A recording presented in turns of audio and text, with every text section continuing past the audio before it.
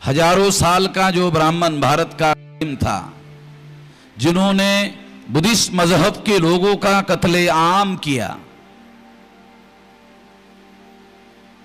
अगर आप लोग इतिहास पढ़ते हो तो बुद्धिस्ट लोगों का कत्ले आम किया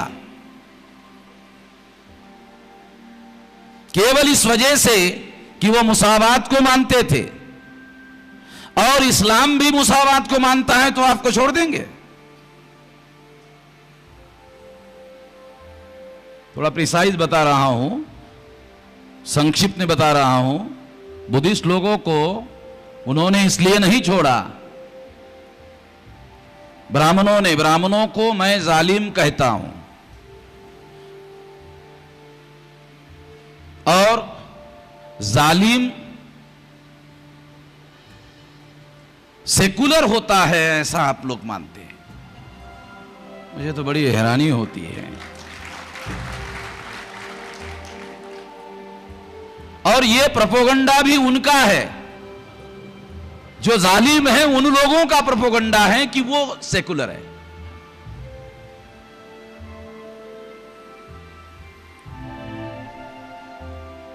तो आप लोगों को उन्होंने कहा वो सेकुलर हैं।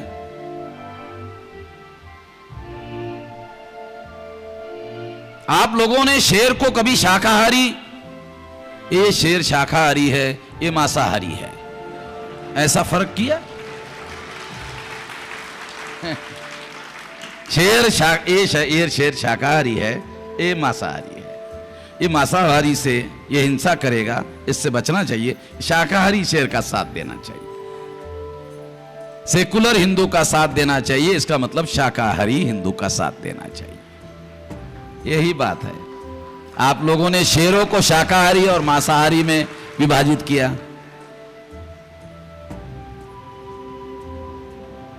ये संकट इस वजह से पैदा हुआ। दूसरी बात मैं ऑब्जर्वेशन बताना चाहता हूं, इस पर आप मंथन करें। मैं विचार करने के लिए बोल रहा हूं, मैं आपके विरोध करने के लिए नहीं बोल रहा हूं। मैं आपको समझाने के बोल रहा हूं कि हमारे अंदर क्या कमियां हैं, क्या खामियां हैं। क्या जालिमों के साथ में खड़ा होना इस्लाम के अनुकूल है? क्या मजलूमों के विरोध में खड़ा होना इस्लाम के अनुकूल है? मैं तो इस्लाम का जितना स्टडी किया, मोहम्मद साहब की जिंदगी का, उन्होंने जो संघर्ष किया उसका जो स्टडी किया, उसके आधार पर कहता हूं कि वो तो सारे जिंदगी भर जो कुरान है, अल्लाह ताला का आदेश है, और उस पर अमल करके मोहम्मद साहब ने किया, वो तो सारा का सारा मजलूमों के समर्थन में है। अगर वो सारा का सारा मजलूमों के समर्थन में है तो कुछ तो सबक है। आप अगर दूसरों से सबक नहीं सीखते तो मोहम्मद साहब की जिंदगी से सबक सीखने के लिए तो बहुत कुछ है।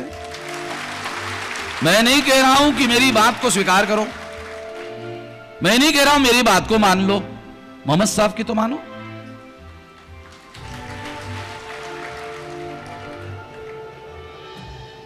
कुरान अगर मजलूमों के साथ खड़े होने की बात करता है, मजलूमों के समर्थन की बात करता है,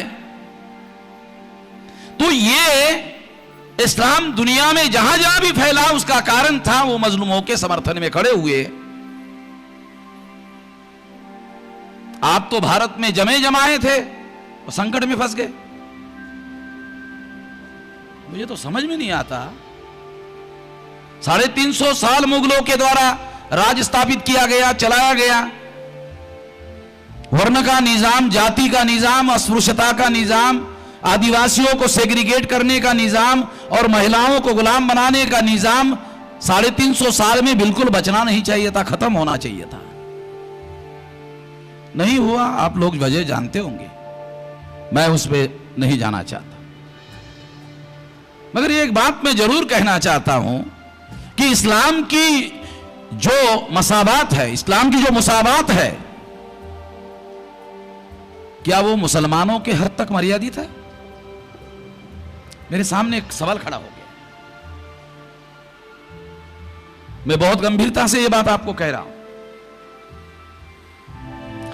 कुरान और इस्लाम की जो मुसावात की शिक्षा है, ये मुसलमानों के हद तक मर्यादित नहीं है। मगर मुसलमानों का आचरण कैसा है?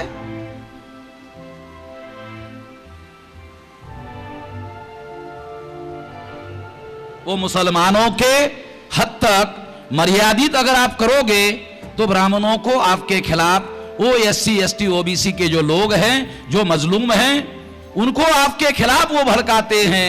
यदि आप उसी तरह का रास्ता अख्तियार करते जिस तरह का रास्ता इस्लाम का प्रचार करने वाले लोगों ने अपनाया था, तो ये संकट खड़ा नहीं होता।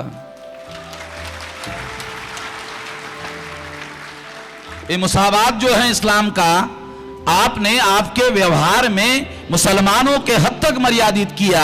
मुसलमानों के बाहर जो मजलूम थे, अगर ये मुसावात आपने वहां तक फैलाने की कोशिश की होती, जैसे नोमानी साहब और नोमानी साहब के वालिद या बहुत सारे ऐसे लोग हैं जो इस बात के बारे में शुरू से प्रयास करते रहे